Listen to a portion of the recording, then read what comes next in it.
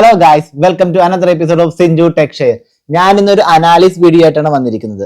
അനാലിസ് ചെയ്യാൻ പോകുന്നത് അയാം കാതലൻ എന്ന് പറയുന്ന മലയാളം ഫിലിം ഉണ്ടല്ലോ, അതിൽ കാണിച്ചിരിക്കുന്ന ഹാക്കിംഗ് ടെക്നിക്കുകൾ പോസിബിൾ ആണോ അല്ലയോ എന്നതും പോസിബിൾ ആണെങ്കിൽ അതിനുള്ള ഫിക്സ് എന്തൊക്കെയാണെന്നും പറയുന്നതിന് വേണ്ടിയാണ്. അപ്പോൾ നമുക്ക് വീഡിയോയിലോട്ട് കിടക്കാം.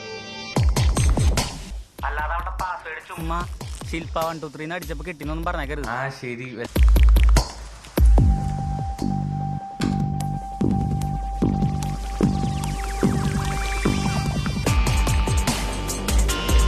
ഫ്രണ്ടിന്റെ അക്കൗണ്ട് ഹാക്ക് ചെയ്യുന്നത് ഇവന്റെ ഫ്രണ്ട് പറഞ്ഞ പോലെ തന്നെയാണ് പാസ്വേഡ് ശില്പ 1 2 3 ഇട്ടിരിക്കുന്നത്. പക്ഷെ അതെന്തെങ്കിലും ആള് 2 ഫാക്ടർ ഇവിടെ എനേബിൾ ചെയ്തിരുന്നെങ്കിൽ ഇവന് കയറാൻ പറ്റില്ല. അത് എപ്പോഴും ഇൻസ്റ്റാഗ്രാം, ഫേസ്ബുക്ക് തുടങ്ങിയ ആപ്ലിക്കേഷൻ എല്ലാം പുതിയൊരു ഡിവൈസിൽ നിന്ന് ലോഗിൻ ചെയ്യുമ്പോൾ എപ്പോഴും 2 ഫാക്ടർ ചോദിക്കുന്നതാണ്. ഇവിടെ അത് ചോദിക്കുന്നത് കണ്ടില്ല. അങ്ങനെ വരാൻ സാധ്യതയില്ല. പക്ഷെ ഇവൻ സിനിമയുടെ ഒരു കണ്ടിന്യൂറ്റിക്ക് വേണ്ടി അവരത് പാസ്വേഡ് അവന് അറിയാവുന്നതുകൊണ്ട് ലോഗിൻ ചെയ്യാൻ പറ്റിയെന്നാണ് കാണിക്കുന്നത്. നോർമലി ഇങ്ങനെ ഒരു പുതിയ ലോഗിൻ വരുമ്പോൾ അവരുടെ ഡിവൈസിൽ ഒരു നോട്ടിഫിക്കേഷൻ ഒക്കെ പോകേണ്ടതാണ്. അങ്ങനെയും ഇവർക്ക് അറിയാൻ പറ്റും ആ മൊമെന്റിൽ തന്നെ ഇങ്ങനെ ഒരു സംഭവം നടന്നിട്ടുണ്ട്. പാസ്വേഡ് വെച്ചിട്ട് ലോഗിൻ ചെയ്യാൻ ശ്രമിച്ചു കഴിഞ്ഞാൽ നമ്മുടെ ആപ്പിൽ നിന്ന് തന്നെ പ്രൈമറി ആയിട്ട് ഇത് ലോഗിൻ ചെയ്തെടുക്കുന്നത്. ആ ഡിവൈസിൽ നിന്ന് ഈ ലോഗിൻ നമ്മൾ അലോ ചെയ്ത് കൊടുക്കേണ്ടി വരും. അല്ലെങ്കിൽ നമുക്ക് നോട്ടിഫിക്കേഷൻ വരും. അവിടെ നമുക്ക് ഇത് ട്രൂ ആയിട്ടുള്ള ലോഗിൻ ആണോ അല്ലേ എന്ന് സെലക്ട് ചെയ്യാനുള്ള ഓപ്ഷൻ ഉണ്ട്. അത് ഉണ്ടെങ്കിൽ മാത്രമാണ് ഇവിടെ ലോഗിൻ ചെയ്യാൻ പറ്റുള്ളൂ. അപ്പോൾ ഇത് അത്ര പ്രാക്ടിക്കലായി പോസിബിൾ ആയിട്ടുള്ള ഒരു കാര്യമല്ല. പക്ഷെ സിനിമയുടെ ഒരു കണ്ടിന്യൂറ്റിക്ക് വേണ്ടി അവരത് കാണിച്ചു. ഇപ്പൊ ഒന്നും ചെയ്തിട്ടില്ല. ഞാൻ അവരുടെ സെർവറിന്റെ പബ്ലിക് ഐപി നോട്ട് ചെയ്ത് വെച്ചിട്ടുണ്ട്. വലിയ സെക്യൂരിറ്റി ഉള്ളതൊന്നുമല്ല. വീട്ടിൽ ചെന്നിട്ട് എന്തെങ്കിലും ചെയ്യാൻ പറ്റുമോ നോക്കട്ടെ. അപ്പോൾ ഇതിൽ പറയുന്ന ഒരു പബ്ലിക് ഐ പിയുടെ കാര്യമാണ്. പബ്ലിക് ഐ പിയിൽ ഒരു വെബ് ബേസ്ഡ് അക്കൗണ്ടിങ് സിസ്റ്റമാണ് ഇവർ യൂസ് ചെയ്യുന്നത്. അതിന് പബ്ലിക് ഐ പി ആണ് യൂസ് ചെയ്യുന്നത്. ഇവിടെ ഇവർ ചെയ്തിരിക്കുന്നത് എന്താണെന്ന് വെച്ച് കഴിഞ്ഞാൽ പബ്ലിക് ഐ പി വെച്ചിട്ട് ഇവരുടെ സെർവറിനെ ഡയറക്റ്റ് ഈ വെബ് ആപ്ലിക്കേഷൻ പോർട്ട് ഫോർവേഡ് ചെയ്താണ് യൂസ് ചെയ്യുന്നത്. ബൈനറി കിങ് അതെന്റെ VPN പ്രൊഫൈൽ നെയിമാ. നിനക്ക് കുറച്ചുകൂടി നല്ല പേരിട്ടൂടെ? ഇവിടെ ആദ്യം തന്നെ നെസ്ലിൻ ചെയ്യുന്നത് ഒരു VPN ആപ്ലിക്കേഷൻ വെച്ചിട്ട് അവന്റെ നെറ്റിന്റെ IP മാസ്ക് ചെയ്യുന്നതാണ്. അല്ലെങ്കിൽ ഇത് IP എന്നാണെങ്കിൽ ആര് കണക്ട് ചെയ്ത് തുടങ്ങിയ കാര്യങ്ങളൊക്കെ വേണമെങ്കിൽ ക്യാപ്ചർ ചെയ്യാനുള്ള ടെക്നോളജി ഒക്കെ ഉണ്ട്. അതുകൊണ്ട് തന്നെ ഇവൻ VPN വെച്ചിട്ട് ഇവന്റെ സോഴ്സ് എന്ന് പറയുന്നത് ഒരു ടോക്കിയോ IP ആയിട്ട് ഇവന്റെ ട്രാഫിക് ഫസ്റ്റ് ജപ്പാനിൽ ചെല്ലും. ജപ്പാനിൽ നിന്നാണ് തിരിച്ച് ബാങ്കിന്റെ സെർവറിലോട്ട് പോകുന്നത്. അപ്പൊ ആ രീതിയിൽ ഇവന്റെ ID ഹൈഡ് ചെയ്ത് വെക്കുന്നതിനും ആൾക്കാരെ തെറ്റിദ്ധരിപ്പിക്കുന്നതിനും വേണ്ടിയാണ് ഇവൻ ഇതിൽ VPN യൂസ് ചെയ്യുന്നത്.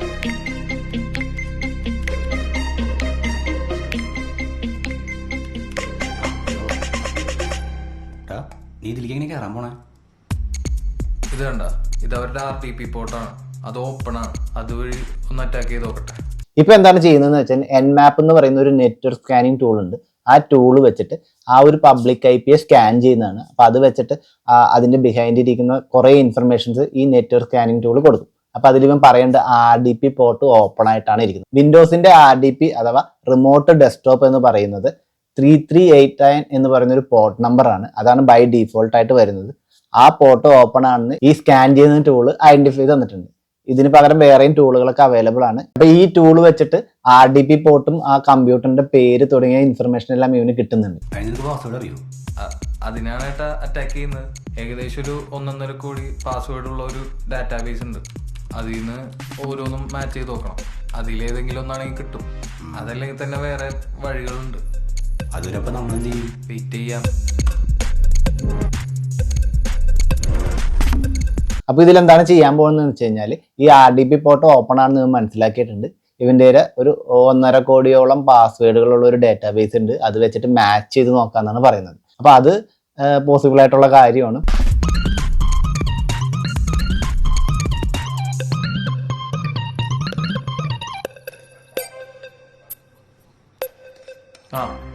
കിട്ടിട്ടാ കിട്ടിയ പാസ്വേഡ്.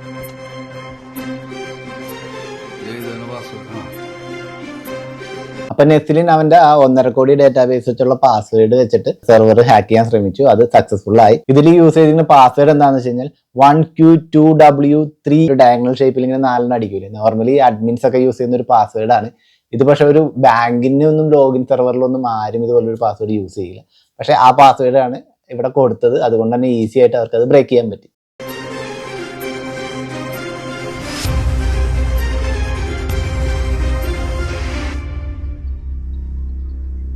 ഇതാണ് അവന്മാരുടെ സെർവർ. മാഡം എല്ലാ ബ്രാഞ്ചിലും സോഫ്റ്റ്വെയർ പ്രശ്നമാണോ നോക്കിക്കൊണ്ടിരിക്കുന്നത്? അതിപ്പോ പറയാൻ പറ്റില്ല. നോക്കിക്കൊണ്ടിരിക്കുന്നു.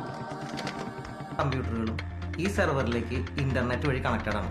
കറക്റ്റ് യൂസർ നെയിമും പാസ്വേഡും ഉണ്ടെങ്കിൽ ഇതിലേക്ക് ആക്സസ് കിട്ടുള്ളൂ. ഇപ്പൊ സംഭവിച്ചത് പുറത്തു നിന്നാരോ ഈ സെക്യൂരിറ്റി മറികടന്ന് നമ്മുടെ സെർവറിലേക്ക് കയറി.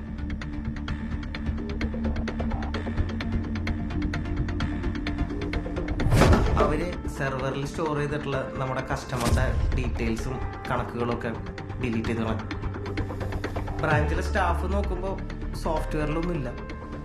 അപ്പൊ ഈ ഒരു പാസ്വേഡ് വെച്ചിട്ട് ഇവരുടെ സെർവറിന്റെ RDP വഴി ഇവൻ ലോഗിൻ ചെയ്യുകയാണ്. ലോഗിൻ ചെയ്ത് കഴിഞ്ഞാൽ അറിയാലോ, RDP അഡ്മിനിസ്ട്രേറ്റർ വെച്ചിട്ടാണ് ലോഗിൻ ചെയ്യുന്നത്. ഇവന് എന്ത് വേണമെങ്കിലും അതിൽ ചെയ്യാം. ആ സോഫ്റ്റ്വെയറിന്റെ ഡാറ്റാബേസ് തന്നെ അവൻ ഡിലീറ്റ് ചെയ്ത് കളഞ്ഞ് പണി കൊടുക്കുന്ന സീനാണ് ഇതിൽ കാണിച്ചിരിക്കുന്നത്. അപ്പൊ നമുക്ക് ഇതിന് എങ്ങനെ തടയാം എന്ന് നോക്കാം. ഒന്നാമത്തത്, നമുക്ക് ഒരു ഹൈ ലെവൽ ഇൻഫ്രാസ്ട്രക്ചർ ഒന്നും ഇല്ലാണ്ട് ഒരു പബ്ലിക് IP ലോക്കൽ IP സെർവറിലോട്ട് ഇതുപോലെ പോർട്ട് ഫോർവേഡ് ചെയ്ത് യൂസ് ചെയ്യാനൊന്നും പാടില്ല. അത് തന്നെയാണ് ആദ്യത്തെ ഒരു തെറ്റായിട്ട് ഇതിൽ കാണിച്ചിരിക്കുന്നത്. അപ്പൊ ഇത് നെസ്ലിൽ അല്ലെങ്കിൽ തന്നെ വേറെ ഏതെങ്കിലും ഹാക്കേഴ്സ് ചെയ്യേണ്ട ഒരു കാര്യം തന്നെയാണ്. അത് എന്തുകൊണ്ടോ സംഭവിച്ചില്ല, ഇത് ഇപ്പൊ നടന്നു എന്ന് മാത്രമേ ഉള്ളൂ. ആദ്യമായിട്ട് ചെയ്യേണ്ടത് പോർട്ട് ഫോർവേഡിങ് മാക്സിമം അവോയ്ഡ് ചെയ്യുക. പോർട്ട് ഫോർവേഡിങ് നമ്മൾ നോർമലി യൂസ് ചെയ്യുന്നത് ഇപ്പോൾ ചെറിയ ചെറിയ സെക്യൂർഡ് ആയിട്ടുള്ള കാര്യങ്ങൾക്ക്, അതായത് CCTVയുടെ പോർട്ട് ഫോർവേഡിങ്, ഇൻബൗണ്ട് ആയിട്ടുള്ള എന്തെങ്കിലും ബയോമെട്രിക് ഇൻഫർമേഷൻ ഒക്കെ കണക്ട് ചെയ്യുമല്ലോ ചില ഓഫീസുകൾ തമ്മിലുള്ള അറ്റൻഡൻസിന് വേണ്ടിയൊക്കെ യൂസ് ചെയ്യുന്ന സോഫ്റ്റ്വെയർ, അതിനൊക്കെ മാത്രമാണ് ഇപ്പോൾ പോർട്ട് ഫോർവേഡ് യൂസ് ചെയ്യുന്നത്. അല്ലാത്ത കേസിൽ ആരും ഇപ്പോൾ പോർട്ട് ഫോർവേഡിങ് യൂസ് ചെയ്യുന്നില്ല. പോർട്ട് ഫോർവേഡിങ് യൂസ് ചെയ്താലുള്ള പ്രശ്നം എന്താണെന്ന് വെച്ച് കഴിഞ്ഞാൽ ഇതുപോലുള്ള ഹാക്ക് അറ്റംപ്റ്റുകൾ ധാരാളമായി ഉണ്ടാവും. അപ്പോൾ ആദ്യം തന്നെ പോർട്ട് ഫോർവേഡിങ് ക്യാൻസൽ ചെയ്യാം. രണ്ടാമത്തത് RDP പോർട്ട് ഒരിക്കലും പോർട്ട് ഫോർവേഡ് ചെയ്ത് വെക്കുക. അപ്പൊ ഇതിൽ ചെയ്തിരിക്കുന്നത് മെയിൻ്റനൻസിന് വേണ്ടിയാണെന്ന് തോന്നുന്നത് 3389 എന്ന് പറയുന്ന പോർട്ടും 80 പോർട്ട് ഫോർവേഡ് ചെയ്ത് വെച്ചിട്ടുണ്ട്. ബാങ്കിന്റെ സപ്പോർട്ട് എഞ്ചിനായിട്ട് ഒരാളെ കാണിക്കുന്നുണ്ട്. പുള്ളിക്ക് എളുപ്പത്തിൽ മാനേജ് ചെയ്യാൻ വേണ്ടിയൊക്കെ ആയിരിക്കും പുള്ളി ഈ 3389 ഫോർവേഡ് ചെയ്ത് വെച്ചത്. അപ്പോൾ ആ ഒരു പോർട്ട് വഴിയാണ് നെസ്ലിംഗ് കയറിയിട്ട് ഇതിന്റെ ഡേറ്റാബേസും കാര്യങ്ങളെല്ലാം ഡിലീറ്റ് ചെയ്ത് കളയുന്നത്. ഈ 3389 ഒരിക്കലും ഫോർവേഡ് ചെയ്ത് വെക്കരുത്. അതുകൂടാണ്ട് പോർട്ട് ഫോർവേഡ് ചെയ്യരുത്. പോർട്ട് ഫോർവേഡ് ചെയ്താലും ഒരിക്കലും RDP പോർട്ട് ഫോർവേഡ് ചെയ്ത് വെക്കാൻ പാടില്ലായിരുന്നു. രണ്ടാമത്തെ ഒരു ഫിക്സ് എന്ന് പറയുന്നത് ഈ 3389 എന്ന് പറയുന്നത് കോമൺലി ഡീഫോൾട്ട് ആയിട്ട് വരുന്ന ഒരു പോർട്ട് നമ്പറാണ്. അതായത് RDP പോർട്ടിന് ഡീഫോൾട്ട് ആയിട്ട് വരുന്ന ഒരു പോർട്ട് നമ്പറാണ്. അത് നമുക്ക് മാറ്റിയിട്ട് ഏതെങ്കിലും ഒരു കസ്റ്റം പോർട്ട് ആക്കാനുള്ള ഒരു ഓപ്ഷൻ ഉണ്ട്. വിൻഡോസ് PCകളുടെ ഈ ഡീഫോൾട്ട് RDP പോർട്ട് ഡീഫോൾട്ടിൽ നിന്നും ഒരു കസ്റ്റം പോർട്ടോട്ട് മാറ്റാനായിട്ട് 2 മാർഗങ്ങളാണ് ഉള്ളത്. ഒന്ന്, രജിസ്ട്രി പോവാം. ഈ സ്ക്രീനിൽ കാണിച്ചിരിക്കുന്ന രജിസ്ട്രി ലൊക്കേഷനിൽ പോയിട്ട് നമ്മൾ ഈ ഡീഫോൾട്ട് ആയിട്ട് വരുന്ന RDP പോർട്ട് മാറ്റിയിട്ട് ഈ 3389 പകരം വേറെ ഏതെങ്കിലും 5000 5344 എന്തെങ്കിലും ഒരു റാൻഡം നമ്പർ കൊടുക്കുകയാണെങ്കിൽ കണ്ടുപിടിച്ച് ഹാക്ക് ചെയ്യാനുള്ള ചാൻസുകളൊക്കെ വളരെ കുറവാണ്. പക്ഷെ അതും പോസിബിൾ ആണ്. ഇപ്പൊ ഇവൻ ചെയ്ത പോലെയാണെങ്കിൽ ഒരു ടൂൾ വെച്ചിട്ട് ഒരു ടാർഗറ്റഡ് അറ്റാക്ക് ആണെങ്കിൽ ഈ ടൂൾ വെച്ചിട്ട് ഈ IP വരുന്ന ഫുൾ പോർട്ടുകളും സ്കാൻ ചെയ്യാൻ പറ്റും. കുറച്ച് ടൈം എടുക്കും. പക്ഷെ ഇങ്ങനെ സ്കാൻ ചെയ്തിട്ട് ഓപ്പൺ ആയിന്ന് വരുന്ന ഒരു പോർട്ട് RDP ആയിരുന്നു മനസ്സിലാക്കിയിട്ട് ഇതുപോലെ തന്നെ അറ്റാക്കിങ് സംഭവിക്കാം. ഒരു ലെവൽ വരെ സെക്യൂരിറ്റി കൊടുക്കാനായിട്ട് നമ്മൾ ഈ RDP പോർട്ട് മാറ്റി കഴിഞ്ഞാൽ പറ്റും. അപ്പൊ അതിനുള്ള ഒരു മെത്തേഡാണ്, ഒന്ന് രജിസ്ട്രി പോവാ, എന്നിട്ട് പോർട്ട് നമ്പർ മാറ്റിയിട്ട് PC റീസ്റ്റാർട്ട് ചെയ്ത് കഴിഞ്ഞാൽ ഈ പുതിയ പോർട്ട് നമ്പർ ആയിരിക്കും അതിന്റെ RDP പോർട്ട്. രണ്ടാമത്തെ ഓപ്ഷനാണ് പവർ ഷെല്ലിൽ ഈ താഴെ കാണിക്കുന്ന കമാൻഡ് റൺ ചെയ്യുക. അങ്ങനെയും നമുക്ക് പോർട്ട് മാറ്റാൻ പറ്റും. പിന്നെയുള്ള ഒരു പ്രോപ്പർ സെക്യൂർഡ് ആയിട്ടുള്ള ഒരു രീതിയാണ് നമ്മൾ പോർട്ട് ഫോർവേഡ് ഒന്നും ചെയ്യാതെ VPN സെറ്റപ്പ് ചെയ്തിട്ട് VPN വഴി നമ്മൾ ആക്സസ് ചെയ്യും. അപ്പോൾ അതിനുവേണ്ടി ഒരു VPN സെർവർ ഉണ്ടായിരിക്കും. VPN സെർവറായിട്ട് നോർമലി വരുന്നത് ഒന്നുകിൽ ഫയർവാൾ തന്നെ VPN സെർവറായിട്ട് കോൺഫിഗർ ചെയ്യും, അല്ലെങ്കിൽ തേർഡ് പാർട്ടി സോഫ്റ്റ്വെയർ ടൂളുകൾ ഉണ്ട്, അത് നമുക്കൊരു VPN പ്രൊവൈഡ് ചെയ്യും.